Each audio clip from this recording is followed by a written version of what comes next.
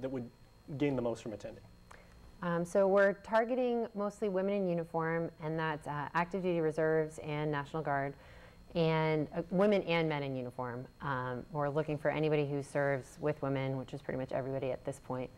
And really excited about the event. We've got some great leaders going to be speaking at it. We've got Rear Admiral Thomas is coming from Honolulu. She's the Coast Guard's District 14 commander.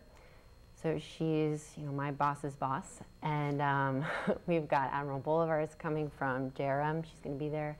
And some great Air Force leaders are going to be there as well, speaking about how to effectively lead in today's military. So it's going to be great. Yeah, Lieutenant, what are some of the issues, not only for women, but for officers in general, like about leadership in the new 21st century in today's military, you know, with the state of the world being what it is? Sure. So it is a very busy time, especially in this part of the world. And as Sarah said, it's not just for women leaders, it's for any male or female leaders, and for people like me who work for women.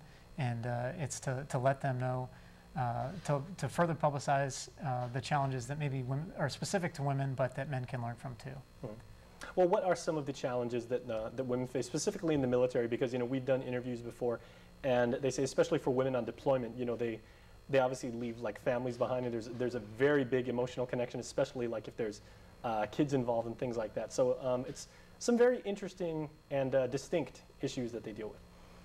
Right, there are. So there's two things that we're going to be talking about at the symposium. The first is we're going to be focusing on work-life balance, which is exactly what you were just talking about, balancing getting your family taken care of as well as taking care of your career.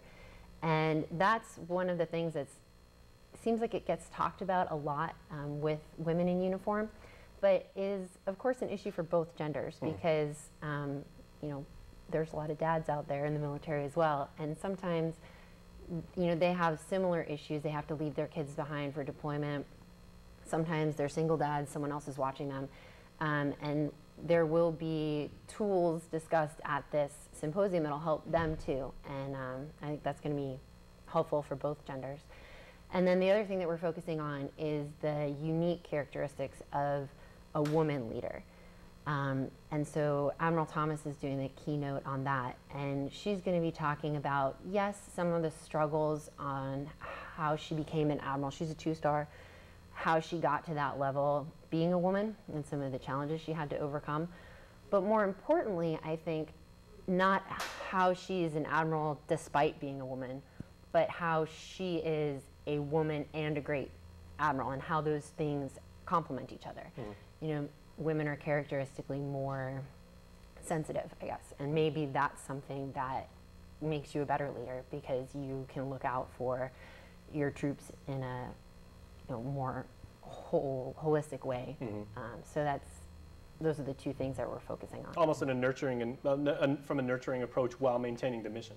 Absolutely, and also how to own your femininity as a military leader, which can be a fine line to walk for some people because, you know, women are generally thought of as nurturing, but I think probably most people in the military don't think of their commanding officer as being particularly nurturing, or maybe, you know, their drill sergeants certainly don't seem that nurturing sometimes. When somebody's yelling at you, telling them drop and give me 50. And right, not nurturing. Yeah. So that's an interesting a duality there, but I think a lot of women can pull it off quite well, and so we're going to be discussing some of the ways they do that. That's interesting, and you know, like I guess, you know, and like you said, this does affect both genders. And Lieutenant, how do you, as an officer, how do you approach it? You know, not only for your own responsibilities and you know, your own duty, but you know, having to say, okay, I've got a job to perform as an officer, as a uniformed personnel in the United States military, and yet I'm also a family guy, and I've got those responsibilities. So you know, I can imagine, you know, I can't imagine, I guess is the right word, like, you know,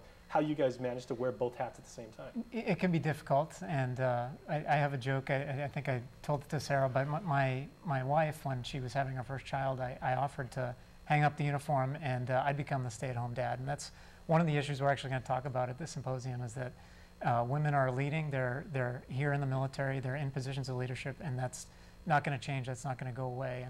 And so men are having to adapt sometimes for better or for worse to that. And I'm not saying it's a bad thing that women are in leadership positions, but men are just going to have to get used to it in some situations. So would you go with that thing, like you've got your duty to your country and to your unit, but then you've also got your family, Yeah, and some families do balance it. There are some mill-to-mill, military-to-military relationships or marriages that work. In my case, my wife actually went on reserve duty, and she's no longer, active duty doing 40 hours a week. So that was our answer, but every relationship has a different answer. Every relationship has a different challenge. So some of our panelists during our discussions and some of our speakers are going to speak to those exact issues. All right. Well, this is, of course, going to be on the 5th of March. Can people register? Can they do so online? Absolutely, yes. We have an Eventbrite site. It's a little bit difficult, but... Yeah, the best way to figure us out or to find us, I'll link it on the Joint Region Marianas Facebook page. Excellent. So if you go on tonight and get on the Joint Region Marianas Facebook page, you'll see the Eventbrite link. And your Facebook page is incredible. You guys always have lots of information. Well, thank you. We're on there all the time. I do just want to make one last plug that Sure. it's not just for people with families either. I know a lot of military people struggle when they're single because you're transferring every few years and you meet somebody and you're like, all right, hey, I got 6 months to figure this out. Are you moving with me or are we gonna break up? And that can be a challenge as well. There are a lot of challenges that we're gonna be trying to provide a diverse perspective on how to be successful in the military. And Jason, we're also inviting our friends in the Army and the National Guard. It's not just for Coast Guard and Navy or for any 2 or 3 branches. Excellent. So if you wear the uniform, you are welcome. Of course. All right, and we'll be there too, and we're going to make sure that to cover for you because it sounds like a fantastic forum. Great, Thank really you. excited. Well, good luck and thank you. Thank you. All right, and stay tuned, everybody. We are back right after.